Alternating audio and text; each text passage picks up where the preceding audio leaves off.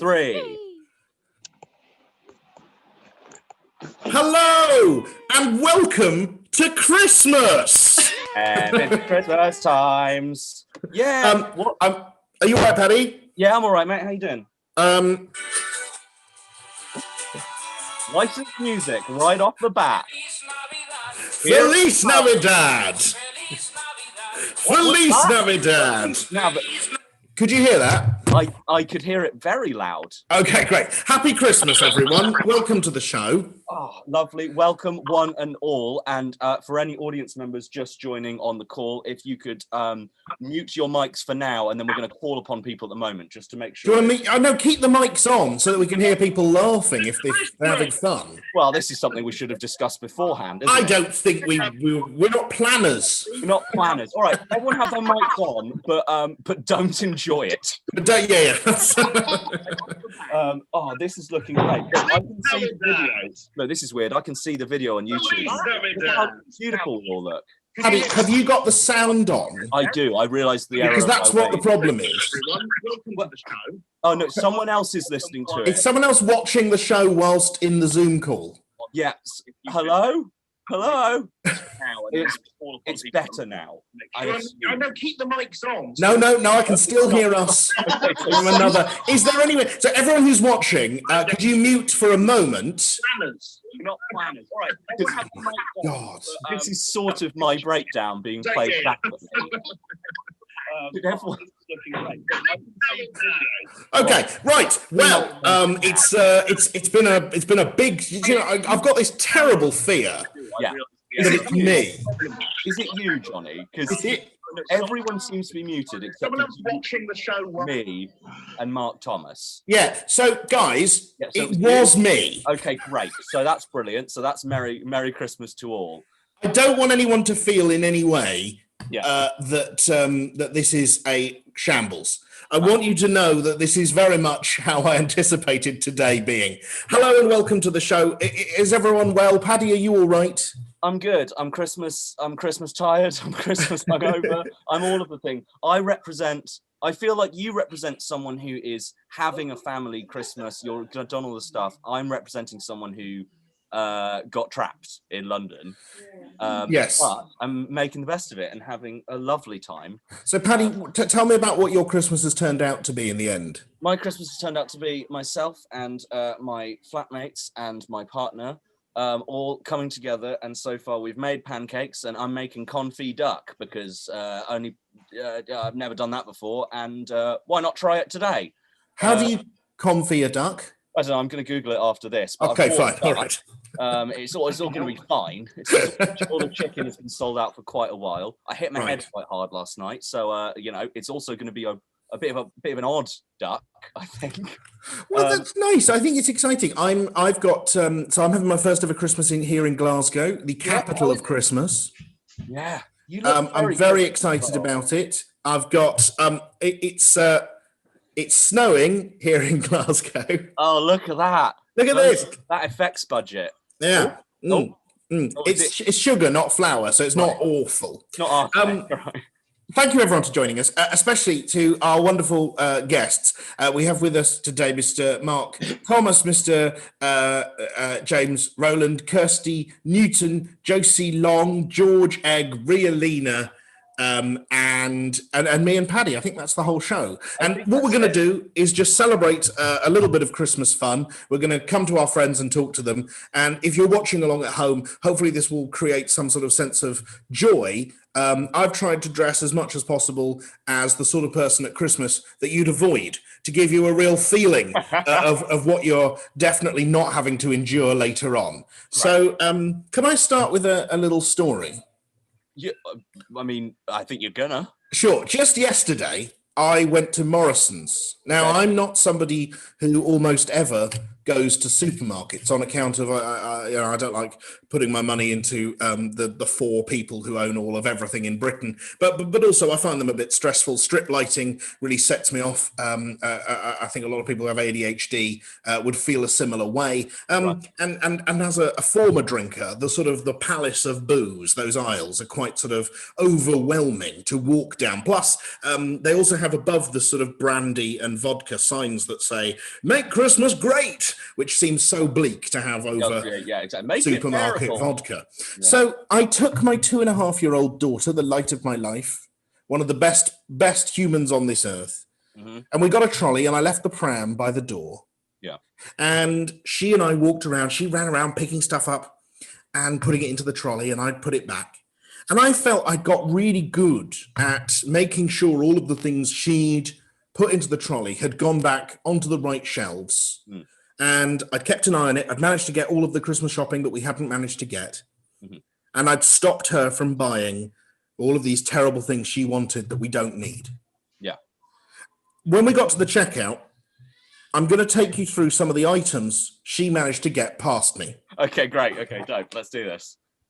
Not 1, not 2, not 3, but 4 Christmas tree candles. Oh, those suck. Johnny, you're inventing a new kind of. It's like it's a knockout. It is. It's a knockout meets supermarket sweep with a 2.5-year-old. It's absolutely genius. I think you should definitely have a series of this. We're going to have this every year. There's this sort of. Would you say this is I mean, it's sort of like a very sad mouse. Willie. Yeah. I think it's Steamboat Willie. Or yeah. Iron Man bubble bath. Yeah, of course. Classic. Absolute personal favourite, which is the novel A Widow's Courage. 3 years after her husband's sudden death, Stella comes into some money unexpectedly. It's Lancashire, 1934. We'll be reading bits of this book as the show goes on. Yeah. This magazine. Just move over now, Dad. These. What's really good is these little chocolates. Good. One that is complete. One that she got at in the shop. Right. So that's my daughter's Christmas. Paddy, did you had fun shopping? Oh, mate, it was. I mean, it's been hell. Like, I'm not gonna lie. And I've got a newfound appreciation for everyone who normally does Christmas. But I've never really done it. I've certainly never hosted it, and my flat is not the size that one would hope to host Christmas in. And we've all made the best of it. We've got Benny is crawling behind me to try and stay out of shot. It's okay. You can come into shot. I'm being in shot. It's okay. But yeah, so everyone's really been brilliant and tried to make each other really happy, and we got super drinks and food and all that. It's snowing again. That's really wonderful. And we all did presents this morning. I was Santa, so I got everyone stockings. I made everyone stockings. Cats never had a stocking before because they don't do them in Germany. So I got to explain how those work, which was actually surprisingly oh my god, this is actually a really beautiful moment. That's nice. You're sharing rituals. Yeah, exactly. You're sharing old rituals. I thought you meant that you cats don't have stockings. I thought you'd done one for the cat. We did do one for the dog. We did one for the dog. Did you do one for the dog? Yeah. What did you put in the dog's stocking, Kirsty? A bone, and then the dog walkers had given her a special. This was the worst because she had a bag full of her favourite treats that she has when she's on the dog walks. But those treats are actual fish, like dried fishes that are really stinky. She managed to get one out, and then she ate half of it, put the rest on the bed, and then rolled in it on the bed. So now our bed smells of fishmas. It's not good. It's not good at all. It's not good. This is why you shouldn't do stockings for animals. So well done for not doing that. Well done, everyone who decided against it this year. Yeah. Oh, great. We have another animal owner here who is my old flatmate and closest confidant, Laurie Havelock. Say hello, Laurie. Laurie, did you Hello, Laurie. For your husky Misha? Yeah, she's right here. Hang on. Can you bring her show on? you her? I'll put her on. Hang on. I think it's the sprouts getting in the way. It's your green. Oh, hello. Hello. What a great Christmas dog. Little friend. She's got, you can show everyone. She's got an eye woof. What she always wanted. But she has chewed it half to oblivion already. Mate, that's Look, wonderful. it's Christmas. Oh, that's Oh, fantastic. It's really nice being on a call. Like we were saying, we've invited like a few people onto the call who are people that we love and appreciate closely, and also people who, I have to do this clean because we're not allowed to swear, people who won't get their bits out Yes. and get us Yes. banned from YouTube. Yeah, we had to. Oh, We is that not really. what we're doing? So we're not doing that. We're not doing that. No, that's Boxing Day. Put my That's special a different show. assless jeans on. So, and we've also got about, I think it's about 100 of us watching on YouTube as well. Yeah, So hello welcome to and all thank you. watching on YouTube and being Merry part. Christmas. I wanted to do this very much when the lockdown thing came in because I'm very aware of what it's like to have weird Christmases. My Christmases have been Good, isn't it? quite a mixture of brilliant fun and terrific tragedy. And I won't go into that today, but I know what it's like to feel both those things. And I think it's really important to remember that Christmas, it can be quite, somebody said yesterday on Mark's show, I can't remember who it was, said that Christmas is actually quite an ambiguous time. Once you've lived a certain amount of time, you're going to have experienced Christmas pain. My dear friend Danny, my erstwhile writing, it was not strange, we're still very close, but we used to write together for many years. And in 2006, his father, who was Jewish, died, I believe, as a final act of revenge on the holiday. And so I always feel a great pang of loss for him, as well as a great sort of feeling of joy when Christmas comes around. One thing I'd like to say more than anything else about Danny's dad, David, who was just one of my favourite people ever, is he was from Gibraltar, and when he died, he asked that he be cremated and then his remains be interred either in Gibraltar or his favourite place, which was Seville. Yeah, the orange groves. Yeah, and anyway, I don't know if you know what it's like to lose a close one at a festive time. It's very stressful and there's a lot going on. And his wife decided in the end just to bury him with an orange to save on time. And I feel that's a slightly apt story for Christmas. So, Paddy, you were telling us about your Christmas day before we all got a bit distracted with cat stockings. Christmas Day, when you remember those we've lost or in your life. My festive day, it's just going to get better and better. Like, we prepped so much food. We've got various allergies and different dietary requirements and culture-based things that won't be eaten and shall be eaten. So we tried to cover everyone. And make sure everyone has like the thing that their family usually makes. So we've done a variant on everything to try and make sure there's. So take me through it. You've got a vegetarian. Yes, we have a vegetarian. Where is Zach from, and what does he normally eat? So Zach is half Kuwaiti, and he normally eats. He's vegetarian in the really good Middle Eastern sense of the word, where he's like, well, vegetarian food's better. It's not.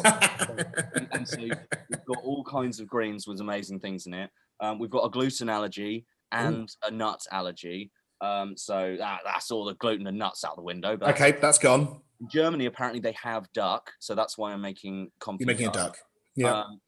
So Benny's from the DRC, and so in DRC, chicken, pork, much more traditional. So I'm doing a load of chicken thighs and chicken legs that I was able to find.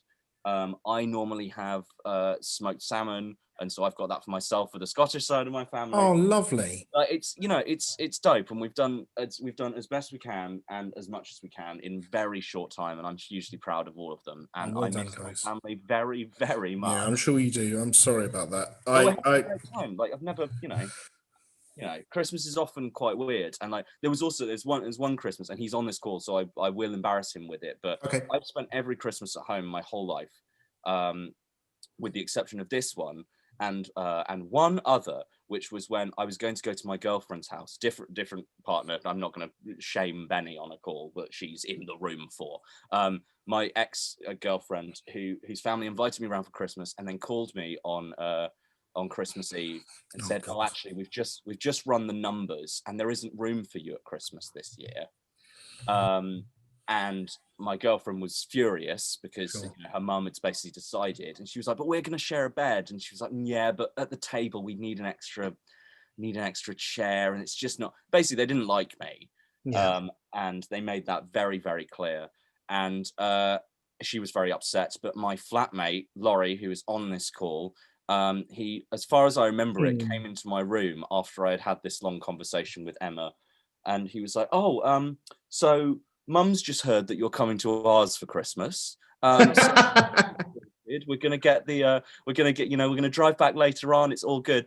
And Laurie and his whole family had me for Christmas. I had my own room. I arrived and they had done a stocking for me, presents. I was part of the. There was never reference that I wasn't originally intended to be there. Oh, it was nope, can't say it. It was very wonderful. Oh, brilliant! Well done on not swearing, Laurie. Thank you, Laurie Havelock, there for being a beautiful friend and comrade and ally.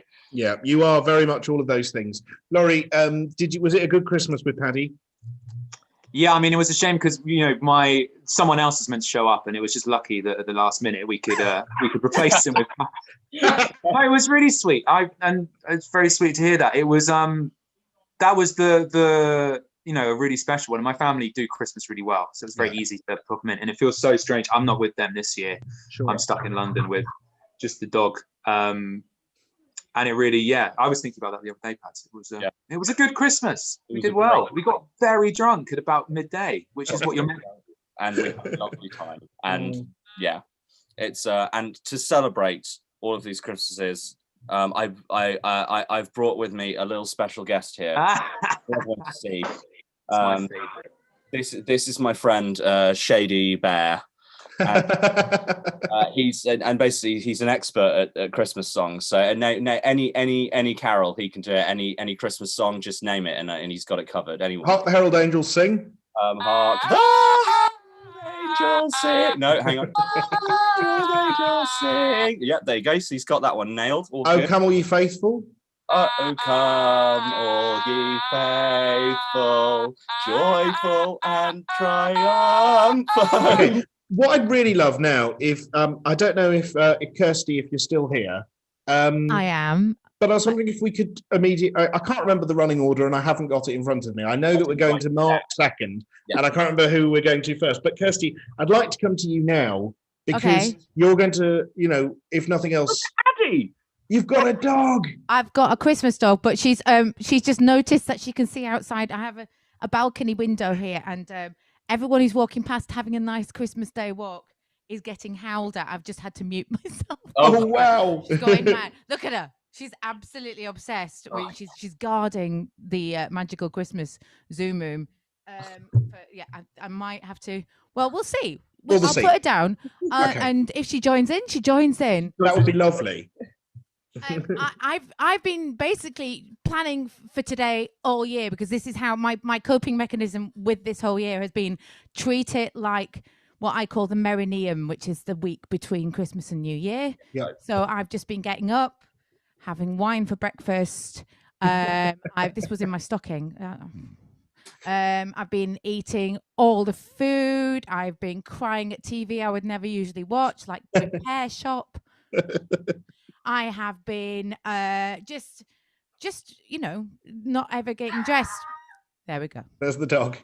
Okay. And so I feel like I'm ready for this. Thank you, Addy. No. She hang on. I'm just gonna let her out of the room. Okay, sure. You can leave now. Bye, Christmas dog. Bye, Christmas dog. Bye, Christmas. She's now woofing at Nick. I have just basically been preparing for this, and I have been eating a lot of Christmas food, like pigs in blankets. And I got thinking, have you noticed that?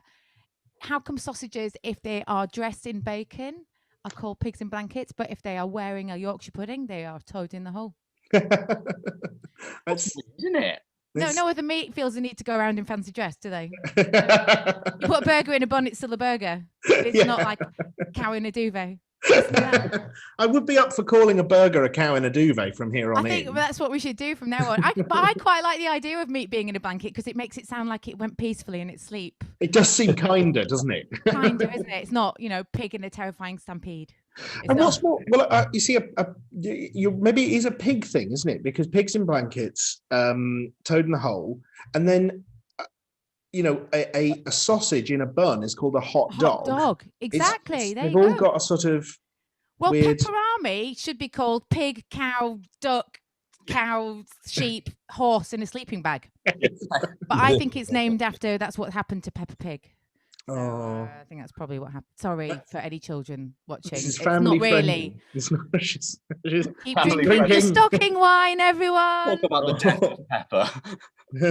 I thought we should do a nice Christmas song. Can you hear that? Can you hear my?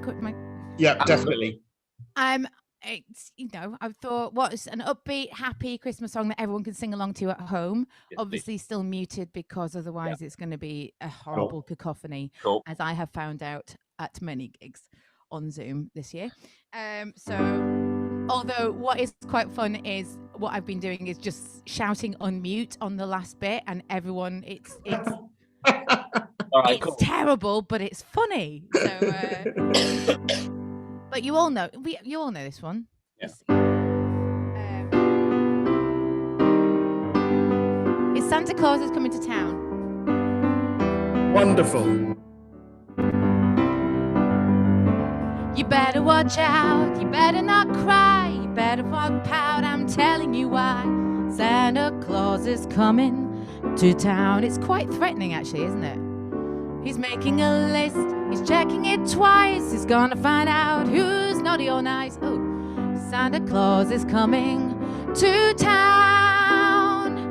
He sees you when you're sleeping, he knows when you're awake, he knows if you've been bad or good, so be good for goodness sake. I've never noticed how threatening this song is before. I'm sorry, everybody. Let's just enjoy it anyway. You ready? You better watch out. You better not cry. You better not pout. I'm telling you why.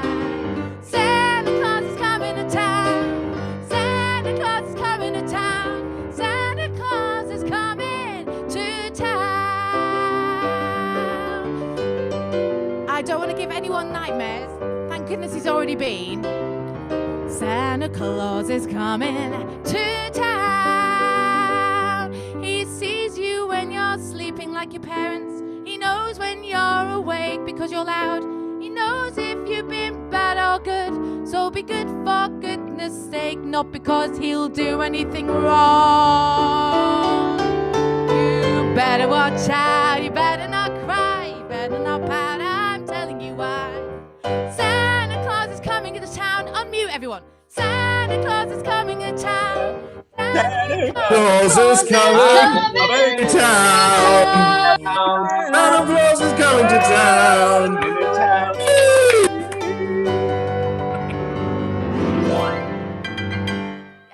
Kirsty Newton, you are my favourite Christmas woman. I love you so much. I love you, Kirsty. Thank you. Kirsty, are you sticking around or have you got to go? I will stick around. I have to go and help with Christmas dinner up at my mum's in a minute, but I can stick around because I want to see everybody. Okay, well, we'll call on you for a quick hello, and if you've already gone, then we'll just give you kisses.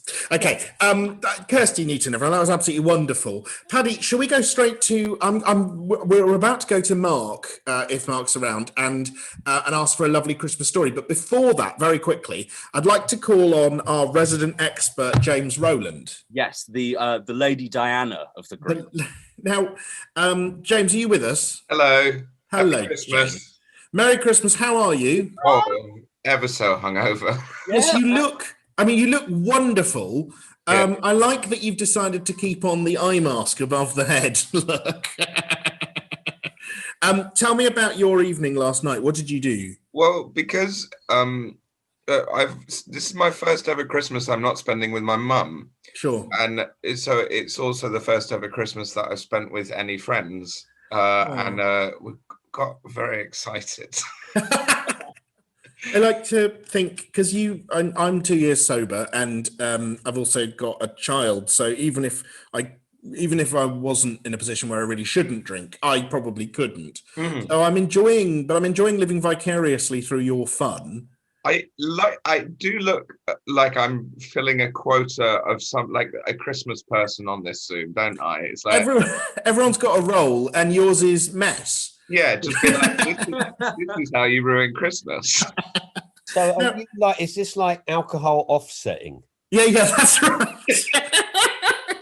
I could do that for the rest of the Zoom if you wanted. Just any time that alcohol's mentioned, I could offset it for people, and then I'd probably feel all right in a bit. That's true. What have you got? Just for anyone who hasn't met James before, he's a very close friend of a number of us on this call.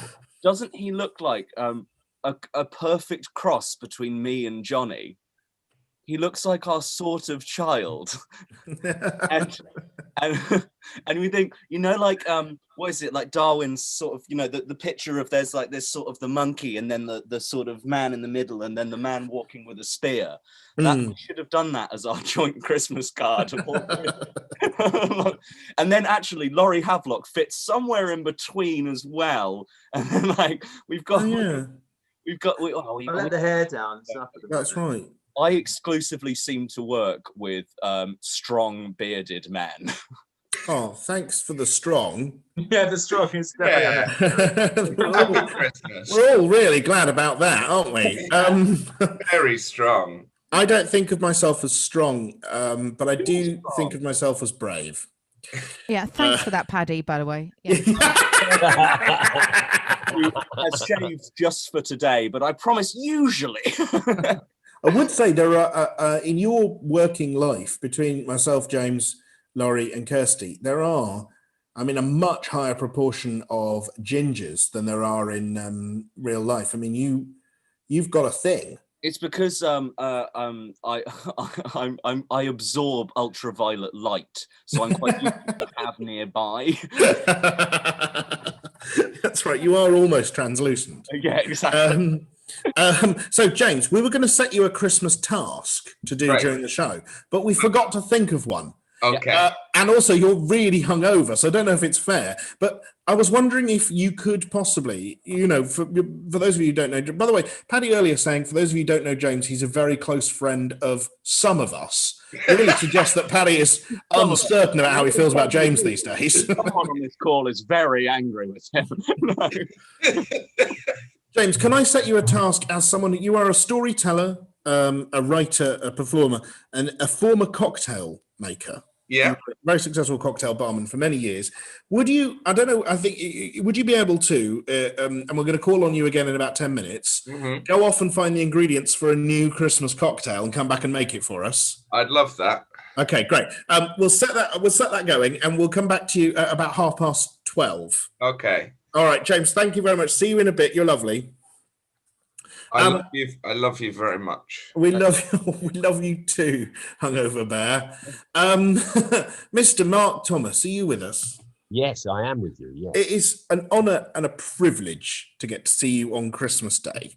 Happy Christmas, my Happy darling. Christmas, my friend. I must say, I think the reason I didn't say this at the top of the show. One of the reasons I wanted to do this show more than anything else is my sister, who I love.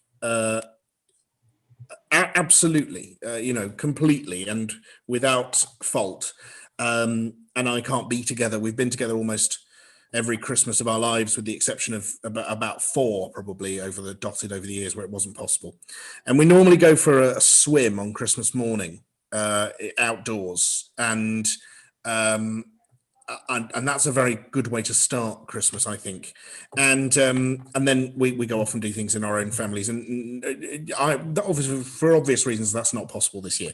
So I wanted to do something where I felt like, because we'll Zoom, my sister and I, later, and I want to do something also that for her feels like a bit of entertainment that she can sit and watch. And it is a very sad thing that I'm not being with her, but I would also like to temper that with the fact that, Mark, you are one of my very close friends, and it is an honour to actually see you on Christmas Day. I think in a normal circumstance we might not be doing that, and so that's some joy.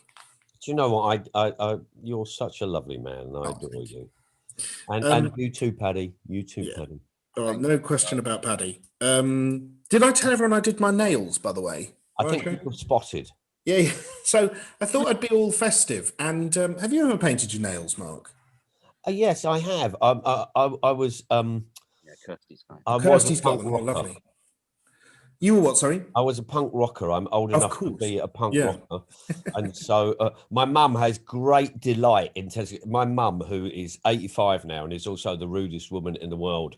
And I will not tell you about some of the things which she has said, but she takes great delight. Oh, I remember him and his mates. They used to come in and they used to nick my eggs to get the egg whites to make the hair spiky. My mum takes huge delight in that. She goes, I don't know what he was doing at them jigs he went to. They must have all looked like a poached egg by the end of it. But I did also paint my nails as a young punk. As a young punk. Okay, good. Well, I'm trying to. I think the thing I wanted to say more than anything else is it's actually really hard, isn't it? Mm. Like Yeah, it's really tricky. I found it. I'm that good. It's going to take me a long time. Yeah. Yeah. Anyway, enough about that, Mark. Yes. I want to say one thing before you tell us our story, which is we've talked earlier about what we're eating. Paddy's obviously cooking, trying to see if he can cook everything for everyone. Yeah. In typical Paddy style, and Josie and I every year we have a turducken, which is a sort of a kind of it's Frankenstein's bird. Really, it's a poussin inside a duck inside a turkey crown. I was hoping there was a toucan involved. Yeah, it's a toucan, but you put a can of Guinness in. And A couple of puffins. I is eating toucan for Christmas. Yeah. Not fair. What are you cooking for your Christmas lunch, Mark? You know what I'm cooking. I do. I'm asking this deliberately because I'm having camel. Yeah. How do you get hold of camel, and what? Come on, how did this happen? I'm eating camel because several reasons. One is I had it years ago. I was in oh god, I sound like John Simpson. I was in a refugee camp in out in Algeria for the Western Sahrawis, who are people who fled their country in 1974, and there's 250,000 people still in refugee camps who live in the desert. And I was doing some reporting stuff on it, and what happened was it was rather lovely. I ended up staying with these refugees in the tents in the desert, and basically they served up camel kebabs, and I'd been a vegetarian for 19 years, and they served up the camel kebabs, and all the kids were doing that. Mum. It was like the best meal they were going to get. And the mum was doing lots of kind of like, no, you've got to wait till our guests are served. And then they served up these camel kebabs, and I thought I have to eat them despite being a vegetarian for 19 years. And my mate, who is my cameraman, was sitting next to us. And as I gingerly sort of went for it, he said to me, you're doing really well. And I just went, they are delicious. They are delicious. They're just the most amazing. Did I tell you the story of it though? Because what happened was the day before we were filming, and we were filming this sort of like big parade of resistance fighters, and they have in the desert, and they have a bit where the Camel Legion charge, and it's rubbish. They're rubbish. Do you know what I mean? The jeeps went past, and they all had different tires on, and some of the infantry went past, and some of them didn't have guns. They literally had wooden sort of like gunner likes. And so and they went past, and then the camel battalion went past, and one of them, it was just like all the women were ululating, and they stopped because one of them nearly hit my cameraman, and everyone went and it was like, and we realized how dangerous it was, and this beast was enormous. Anyway, the next day we were walking around the camp, and the camp is a mixture of tents and mud huts, because the mud huts are for summer and the tents are for winter. And we were walking around, and there was a camel's head on the ground, and I was like, wow. And I said, is that for meat? Is this a butcher? And the guy who was with us just went, no, we take threats against our guests very seriously. And I was like, "You've killed the camel because it nearly ran over my cameraman." And he went, "No, it is for meat, you idiot." And so it was kind of, and so he just treated me with the contempt that I should be treated with. But that's how I tasted camel. And this year, because I'm in my lovely flat in Tooting, and Tooting is just such a brilliant place in South London, and it's one. If you're going to get camel anywhere, it's Tooting. And I went into a halal butcher. I saw a sign. It just said, "We've got camel meat," and I've just said, "Have you got any camel meat?" And he just went, "Freezer." And so I went and got the camel, and I've been defrosting the camel. And I have to say, I did a trial run of the camel the other day. How was it? Gorgeous. So how are you going to cook it? I am going to sear it, then I'm going to cover it in goose fat, and then I'm putting tin foil on it, and then I'm putting it in a high oven for 15 minutes, then I'm taking it out. I'm going to turn it, put some more fat on it, put a little bit of herby dooby doobarbs on it, and then I'm putting it in a low oven for another sort of 20, 30 minutes. And then I'm serving it up with smoked aubergine and pepper Iranian dish, which is covered in sumac and pomegranate, and we're also serving it up with baby carrot tabbouleh. Blimey. That's Well put everyone done. to shame, hasn't it? Yeah. I thought Zach and I were doing really well with our Christmas, and now you've brought camel into it. Oh, my mum turned around to me the other night and goes, "You're going to eat the bloody manger." So what I want is a sheep inside a donkey inside a camel. The toucan right in the last bit of it. Oh, that's amazing. Now, Mark, Yes. Can we have your lovely story? Okay. Well, there's several bits and bobs. So I'm going to tell you the story of, because I always used to go to church on Christmas, because my family, I come from a family of preachers.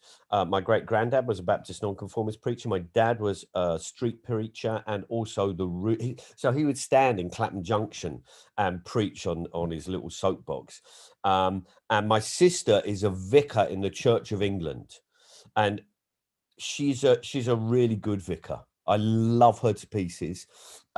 She goes around recruiting there's a gay bar near us called the Two Brewers, which is a fairly well-known gay bar.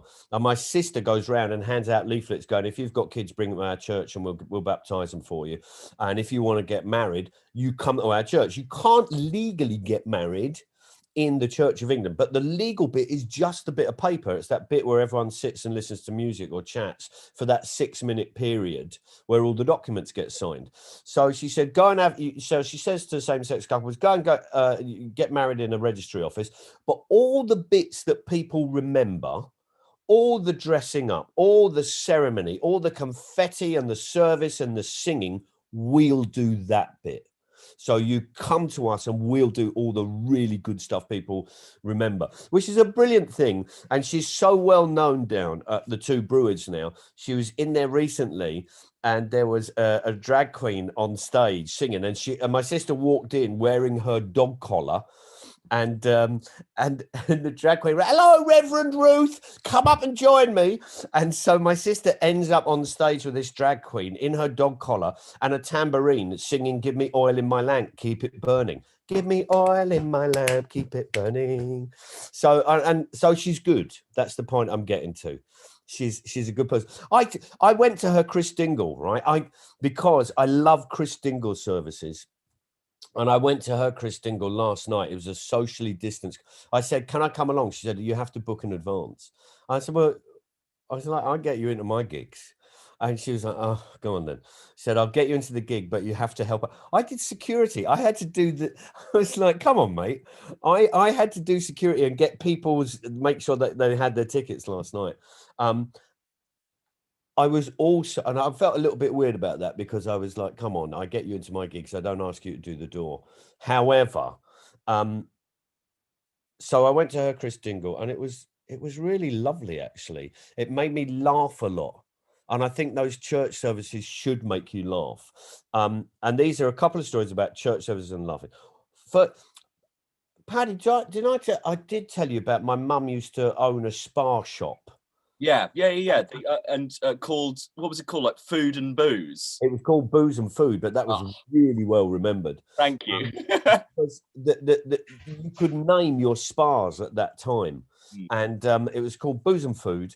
And my mum was so funny about Christmas because everyone was sort of invited round, and she was very, very sort of giving and open about it all.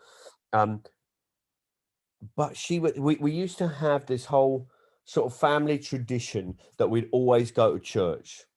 Right, we'd always go to church. We had my mum, we had my sisters, everyone. We had a sister who went on to become the Reverend. And the stories I wanted to tell you were about, well, one of them was we had this actor who lived opposite us, who my dad hated. And my dad hated him because he'd come into the shop and he'd just go, right, why are your potatoes so bloody expensive? They're really expensive. You can get much cheaper down the supermarket. And then he'd waltz off. Anyway, one Christmas Eve, he came round and me and my sisters were there helping out at the shop.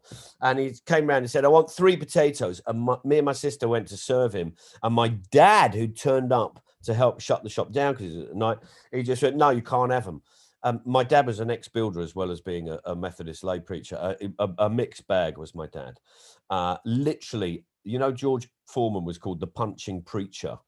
My dad literally was the punching preacher, right? He would he was bound over to keep the peace every year for a series of years. But anyway, the point being was, this guy came in and said, I want 3 potatoes. And me and my sister go to serve him. And my dad just goes, no, you can't have them. And he goes, what do you mean I can't have them? I'm having a dinner party.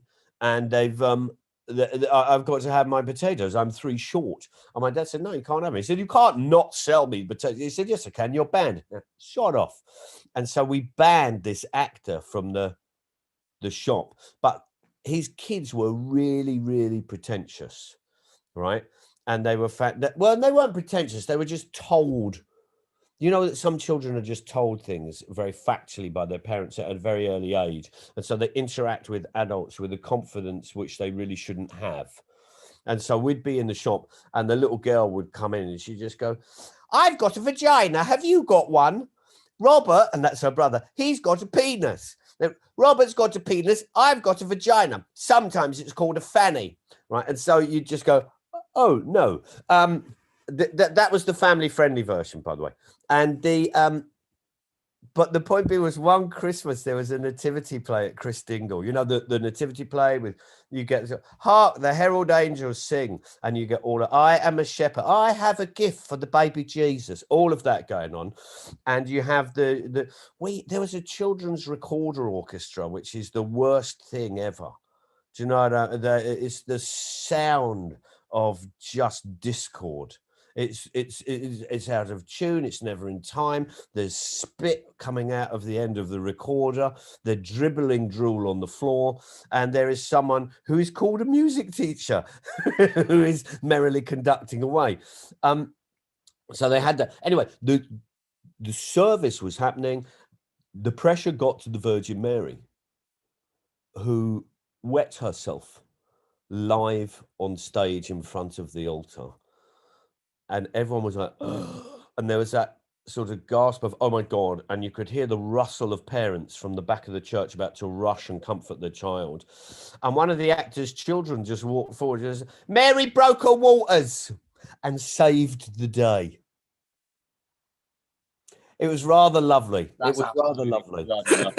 Yeah. But I wanted to tell you about, because I went to my sister's Christingle last night, and because it had to be social distance, they had to give out Christingle assembly kits. You couldn't get given your Christingle, which is an orange with the candle in it and all the cocktail sticks and the sweets on it. They had to give out a bag with an orange and a candle which you attached, and the foil and the cocktails, because people had to assemble their own in a COVID. And it was rather lovely. They couldn't rehearse a nativity play, so they just had them do one line. And my sister divided the congregation into 2 halves. So each bit of dialogue, she'd go, right, now the angel Gabriel comes down to Mary. This half of the audience, this half of the congregation, you are going to be the Virgin Mary and the Blessed Virgin. And this half, you're going to be Gabriel. And so literally, you had to repeat the lines, right? So the Gabriel would come and, I am an angel, and half the congregation would be flapping their arms, going, I am an angel. And then this little girl would go, I'm frightened. And the other half of the audience had to go, I am frightened. And then Gabriel would go, be not afraid. And the audience would go, be not. And it was it was a very joyous thing. And I really loved doing it. And it reminded me, because my dad used to take us to church all the time, right? Every Christmas we had to go to church. That was the rule. And one Christmas we rebelled. And my dad also, he would stand there in this big long coat with this massive, great bushy beard, but it was grey. And he sung in the lowest possible voice. And so whatever he sung, it sounded terrifying. You know, he would say, all things bright and beautiful. It sounded like a threat. And he looks like Moses impersonating Johnny Cash. And so he would stand there and sing. And I'd always hold his hand and he would sing these songs. And that was how we started our Christmas day, church. And then we went back home. We were allowed to unwrap the presents. And one Christmas, all the kids just went, we don't want to go to church. And my dad went, no, you have to go to church. And we somehow won the argument. And we watched it on telly and stayed at home. And it was a major victory for us. But my dad, he looked a little bit crestfallen. And I kind of understood it. A few years ago, I was on holiday in Cornwall at Christmas. And there was this little village outside Penzance. And the church was in a roundabout. So it's like a country lane, and then it's split in two, and the church and the graveyard were in the middle.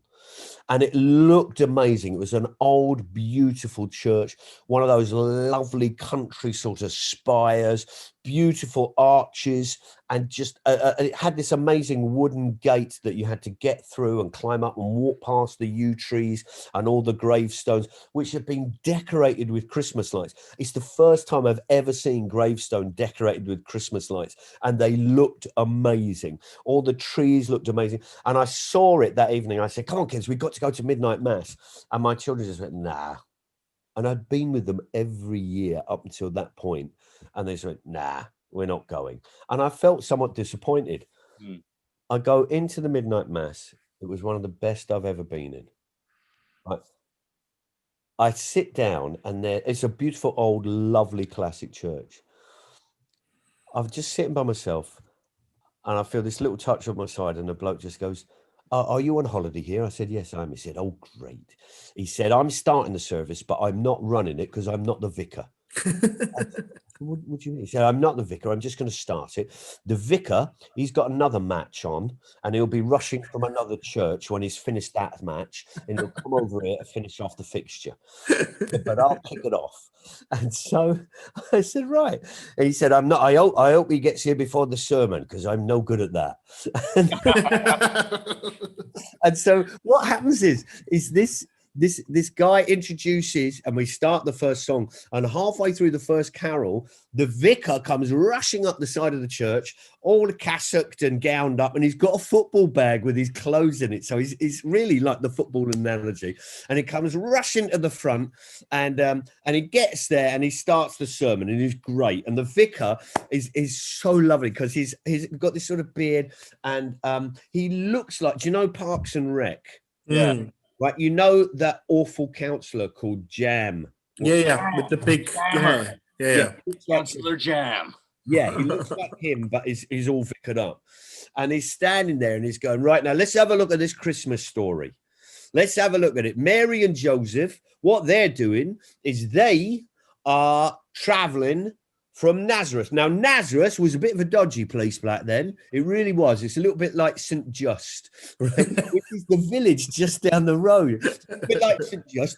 It's all right. I can say that because I'm from St. Just. And he's telling all these local gags. He's putting in all these little references. He said, and there was a big queue. You know what it's like? Sometimes there's like that to try and get over to St. Michael's Mount. Anyway, all these local gags were going in, and I was really enjoying it. And he finished the sermon.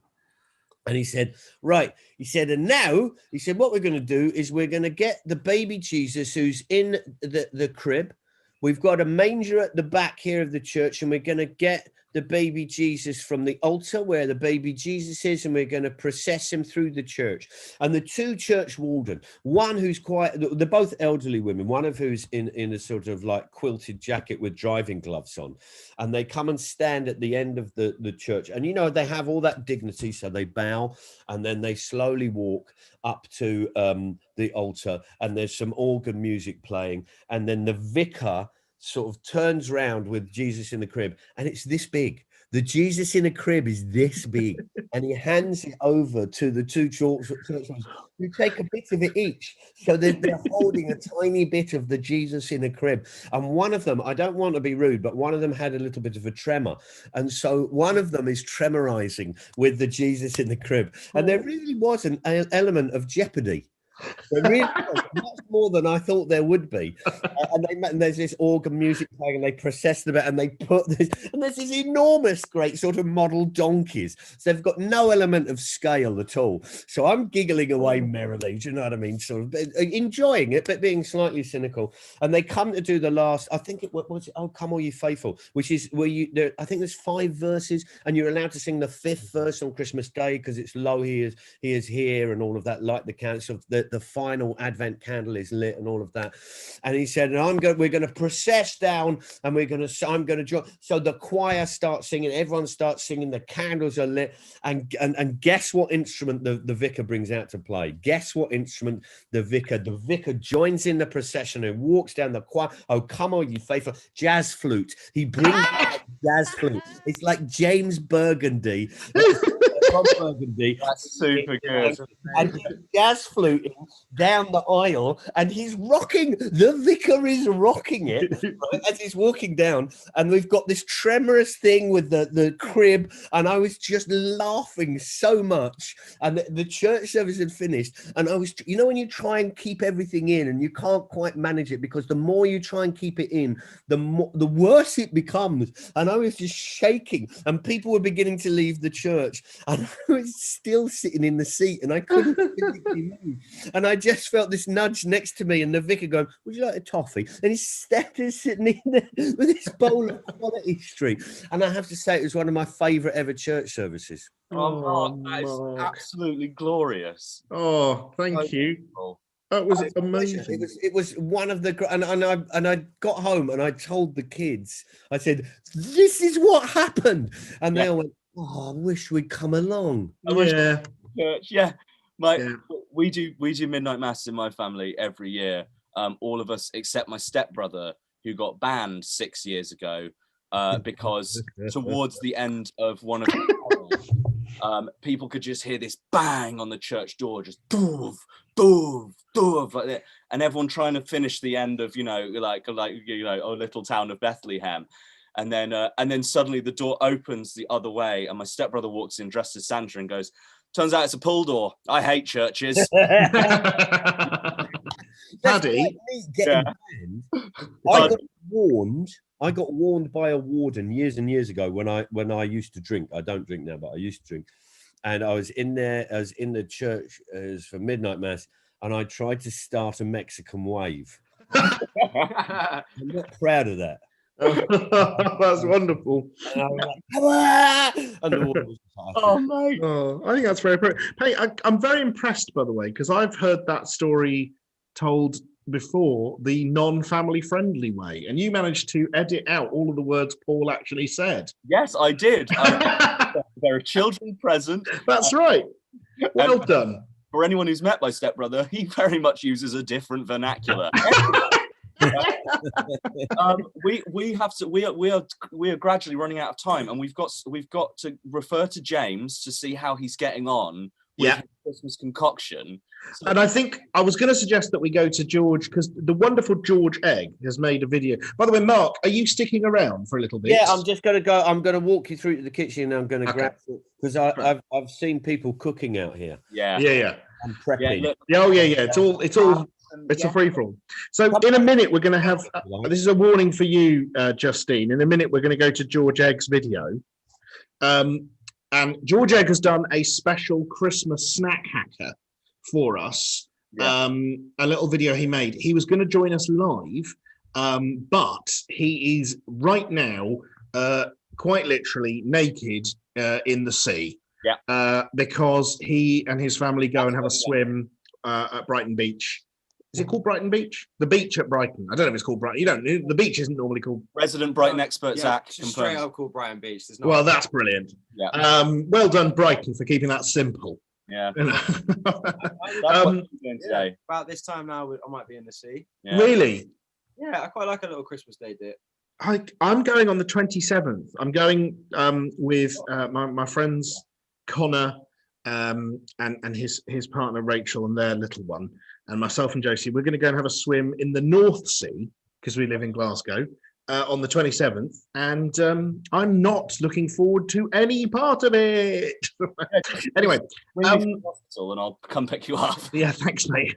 I'm going James? to dip out, but I love you all very much. I have to go and help do Christmas dinner up at Mum's. Merry Christmas, Kirsty. I love you so much. We love you very much. I'll Thank see you so later. much. Your lovely song. Same. Thank you for your beautiful song and lovely dog. James, let's come to you quickly because it looks like you might not last. Oh yeah, I would say this past. Oh my god. Yeah, I feel so bad, mate. You look very handsome on this call. You look really good, Zach. Oh, I really thought you were talking to me. No, not you, Johnny. You all look beautiful. You look very abnormal. But, Yeah, that's true. Essentially, I'd just recommend not drinking, just generally, just as a general rule. But if you're going, well, I'm going to have an amaretto sour. So I've got a glass of ice, and like people really overcomplicate sours, especially amaretto sours. But you don't want to put sugar in it because it's already a very sweet thing. You don't want to put an egg in it because the eggs aren't allowed, James. No, those are for food. What you do is you just get a lemon and then squeeze it into the drink, and then probably have a little sleep for a few hours. just lay your head down, pop it on your just have a little nap. It's just really nice to see. Thanks. I just wanted to see you on Christmas. And I know, you too. That I have seen you on Christmas. James, am I right in thinking your cocktail is just amaretto with some lemon? Yeah. I think I saw him put a lemsip in it as well. I will say, it is a very nice thing to drink. Also, an actual tip: if you're juicing a lemon or any citrus fruit, roll it on the thing because you get more juice out of it that way. And why is that? Cut it in half. yeah. Why is that? Yeah. Oh, it's scared of you now. Loosens the flesh. Yeah, it loosens the fibers in the flesh. Oh, okay, thanks. Yeah, but it's because it's scared. Yeah, it fears you.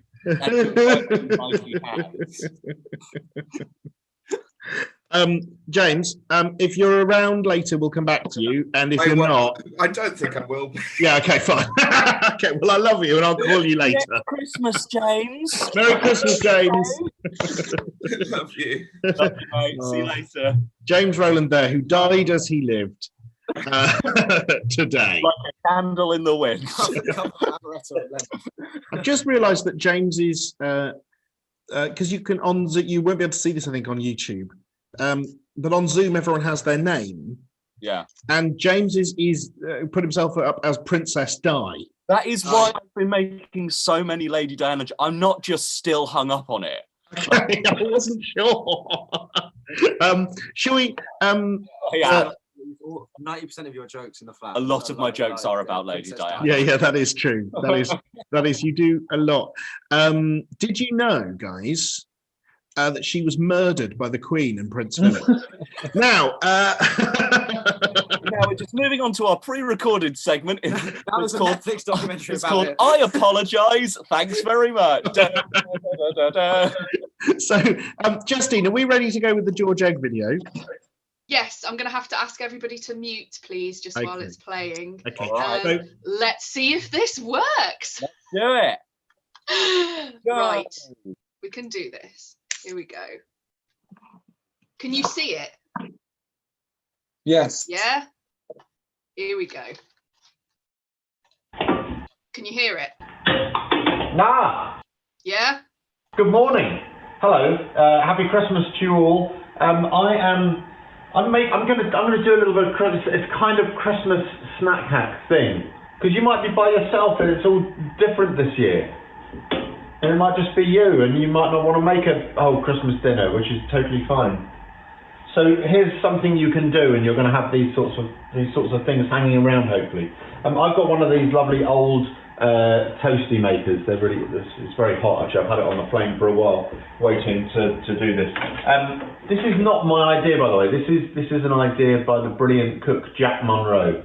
You've got to check her stuff out online. It's just amazing. It's basically a way of using up your mincemeat, your mince pie mincemeat, and it's a toasted sandwich with cheese. Got some nice mature cheddar here, and then some mincemeat, because it's a bit like chutney. It's going to work, isn't it?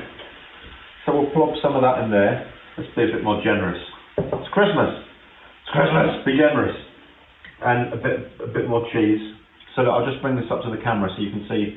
So that's a bit of wholemeal bread, my cheap toasty maker there, and so we've got cheddar. We've got some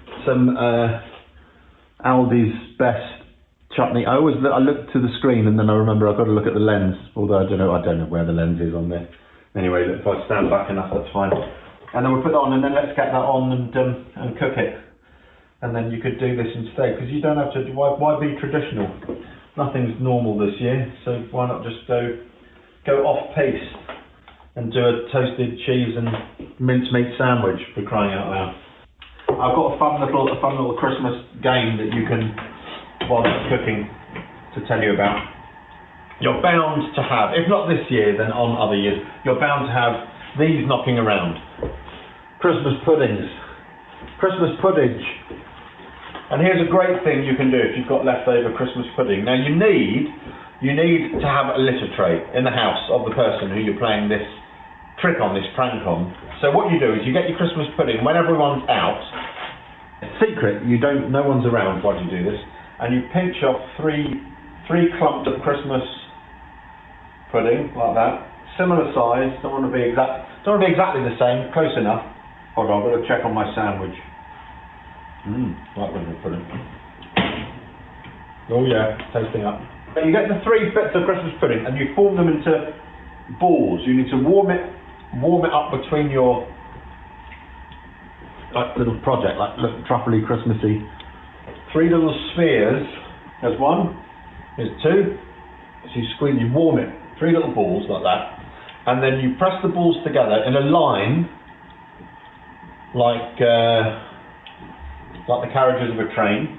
I'll do it out of sight of the camera, because then the surprise is more fun. And you make a pretty convincing cat poo. Look, it's not bad, is it? Colour's right, finish.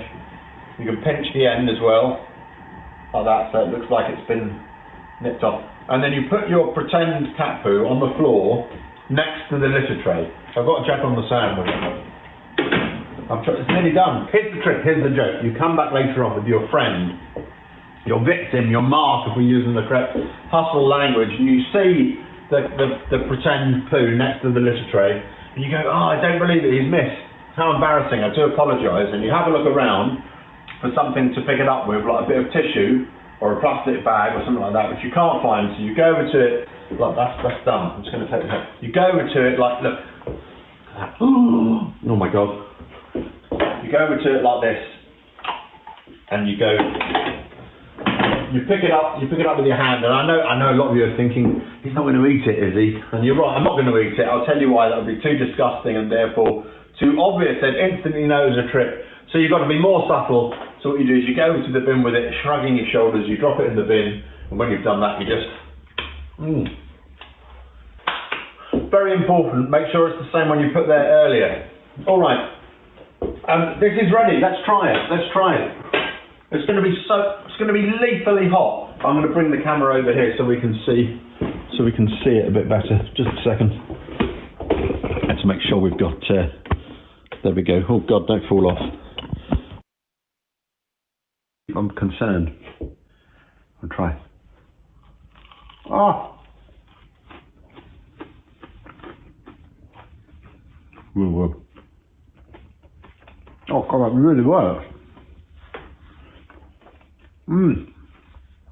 All those sweet chutney flavours, and then the mature cheese. That bread's pretty good too. A bit more. Ah, so hot. I'll enjoy the rest of this. You can enjoy the rest of the show. Happy Christmas. Bye. What a man. George Egg.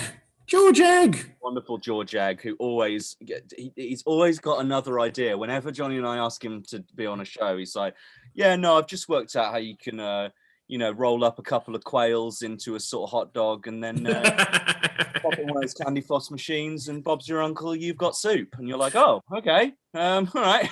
He is one of my favourite people on earth. Before we go, and we must go because we said we'd be done by 1, and I still think we can be. Yeah. I'd like to go around everyone who is watching, who we haven't really had a chance to say hello to yet. So, first of all, Austin, will you unmute yourself? Let's just say hello and wish each other Merry Christmas. Hello, Austin, Trouble. Merry Christmas. Merry Christmas. I'm having an amaretto sour. Good man. There you go. Well done.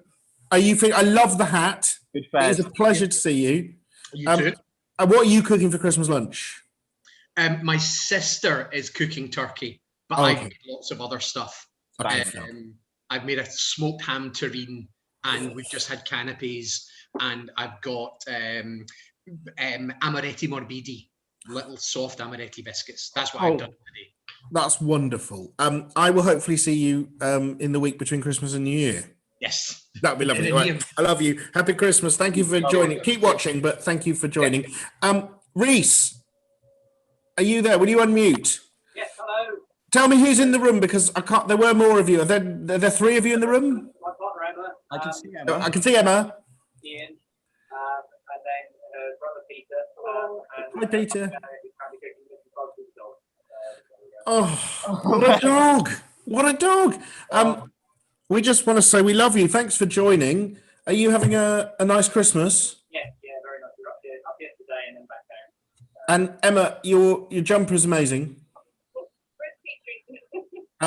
Grace jumper. It's a Grace Petrie. Yeah. It's You a Grace stuck that- Petrie. I love Diane Abbott. Yeah, that's bloody brilliant. Guys, we love you. Thank you so much. Merry Christmas. Enjoy your day. Merry Christmas. Okay, Emma and Rob. If you guys unmute, are you there? Oh. Happy Christmas. How are you? Good.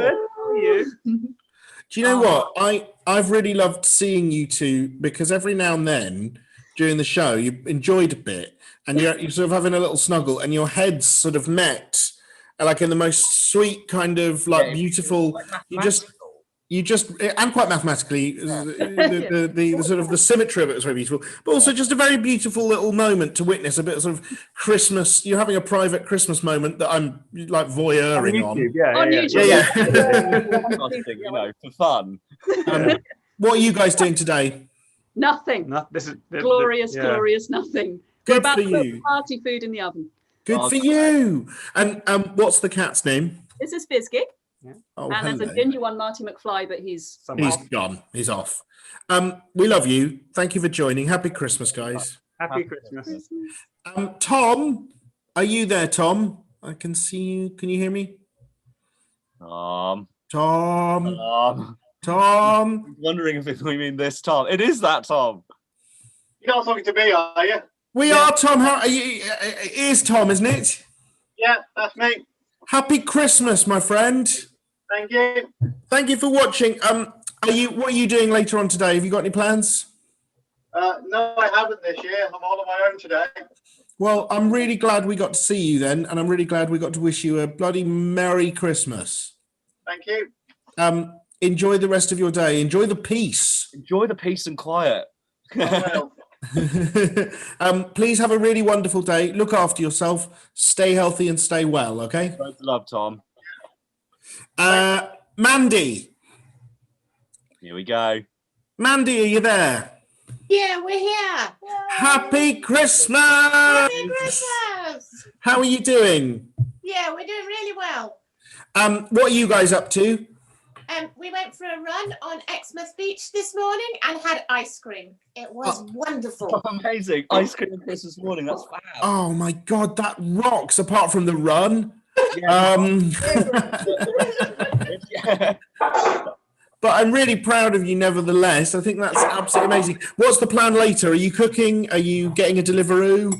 There's a turkey in the oven, which is hopefully cooking. Okay. Well done.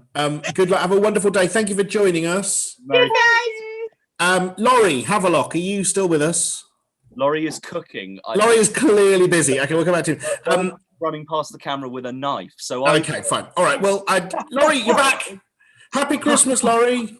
Merry Christmas, guys. Thank you so much for all your lovely stuff this morning. Oh, thank you. I think you're on your own as well this year. Actually, I've got my flatmates, but not with my family. But they have stopped. They've gone off recently. Excuse my French. Yeah. And so I'm going to go out and see some people in a second. I'm coming around to see you, Paddy, in just a minute. He's coming around to see this guy. Are you really? Yeah. Yeah, I'm going to cycle up. Oh God, this is brilliant news. All right. Well, look. Happy Christmas. I love you, and I'll see you before the year is out. That's probably not true because of the lockdown, but I'll speak to you. Spiritually, I'll see you. Okay. Thank you. Right. Cassie and Justine, don't think just because you're doing all the tech, you're getting out of this. Justine, we're doing it together. Cassie, are you there? If you unmute. Hello, I'm here. Hello.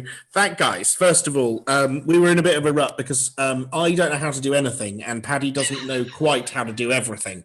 And so we ended up in a situation where I promised a lot of people on Twitter that we would be doing a Christmas live show before finding out whether or not that was possible. And for those of you who've worked with me will know that that's quite a common thing. And then a lot of people actually got in touch when I said, I've got no idea what I'm doing. And Rob, who's here, offered to do it. And a few other people, Dave Natris. And thank you to everyone who got in touch. Cassie and Justine have been running these shows all December for the brilliant Arts of the Old Fire Station in Oxford, which is probably is certainly the best arts centre in the entire country. It's a building, it shares a building with a crisis centre, and those two places sort of merge and share a huge amount of things, which means that not only does it make great work, it also does great work in the community and in the area and for the locale for people. I love it there. I love you both, and I really appreciate you stepping in and fixing everything, and also for accepting early on that Paddy was the person to talk to, not me. Because originally you were asking me some questions and I was like, I don't know, yes. Well, have you got a wire? So have you got a computer? Can you turn it on, Jonny? That was my question. Basic. Justine, where are you? You're not in Oxford. I'm in glorious Wolverhampton, Jonny, Lovely. with my parents. So I'm going to be making them an elaborate lamb shoulder later on. Oh wow! Can I ask quickly, because I saw on Twitter this morning, what you seem to have a cat that isn't yours. Yeah, we've had a cat that comes to us every day for the last 5 years. We have no idea who it is. Mate, I think it's yours now. I think that's your cat now. Yeah, we just nicked a cat. It's just, cat. Fair enough. The needs must. Yeah, you keep coming every day when I go over there and pop him back in the bag and bring it back. God. Yeah, I would say it's not stealing if it brings itself to you. Yeah. Right, exactly. He comes in through the bathroom window. We don't exactly have much say in it. It's fine. That's right. Yeah, Cassie, where are you, my love? Bam. I am in the wonderful, glorious, sunny Liverpool, of all Lovely. places. Made it out just before Oxford went into Tier 4. And who are you with? Are you on your own or are you with family? I'm with my family. Okay. My parents. And what are you guys going to do later? Big meal, walk? Well, no idea, to be completely honest. The best way to be honest. Yeah. Take it moment by moment. Yeah. I have a 2.5-year-old, so I will not be doing what we planned. Great. So I understand that. Speaking of which, Paddy, have you had a nice time? I've had a fantastic time, Jonathan. Have you had a nice time? Would you fill for 30 seconds while I go and get my beautiful life partner, Josie Long? Yes, absolutely. And I'll bring her on to say goodbye.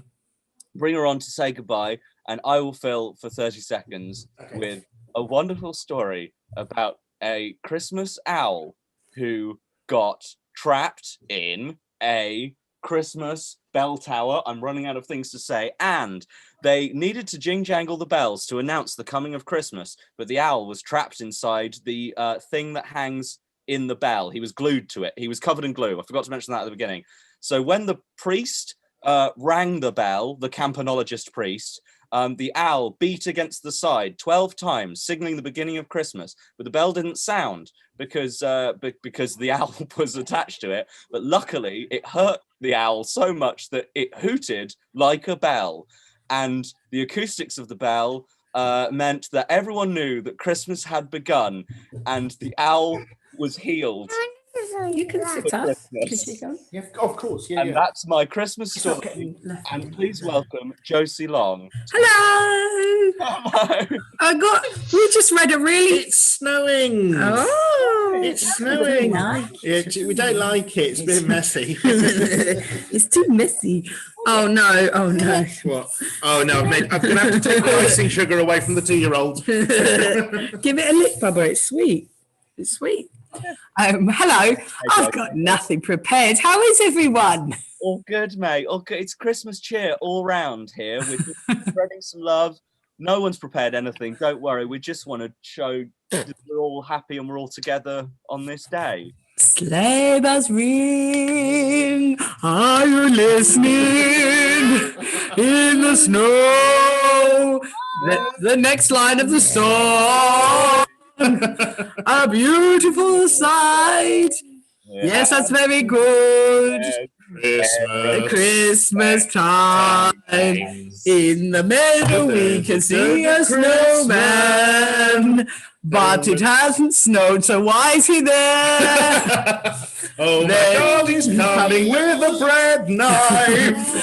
Oh, well, at least it's not a bear.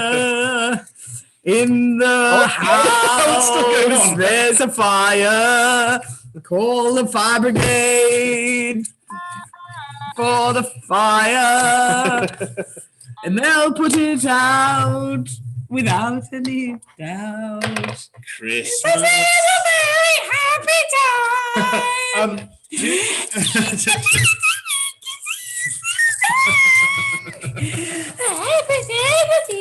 Okay, now, hello to everyone in the future who's managed to watch this. I hope people are watching it in 2200. To everyone for taking part. Sorry, Paddy. Just to see what happened on that fateful day. Happy Christmas, Paddy. Everyone. Happy Christmas, Josie. Friday. It is Friday. It is Friday. And that means she can eat some chocolate, but she's already eaten a lot of chocolate today. Okay, we're going to go. Thank you, everyone, for watching. This will be available for the rest of the day on YouTube, possibly a couple of days longer, but then that's it. We told her on Christmas Day it was Friday and she could eat lots of chocolate, but it's a very bad idea. She's 2 years old. She doesn't have the constitution for it. We'll build up her tolerance. Don't worry. Bye, everyone. Happy Christmas, everyone. Bye. We love you all. We've saved Christmas as a team. Bye. Merry Christmas. Everyone has to leave except the people doing tech, so we can save the video. So I'm just gonna keep on waving. Bye, everyone. Bye, everyone. Nice to see you. Keep waving, guys. It's Christmas. So scary. Bye. Good waving.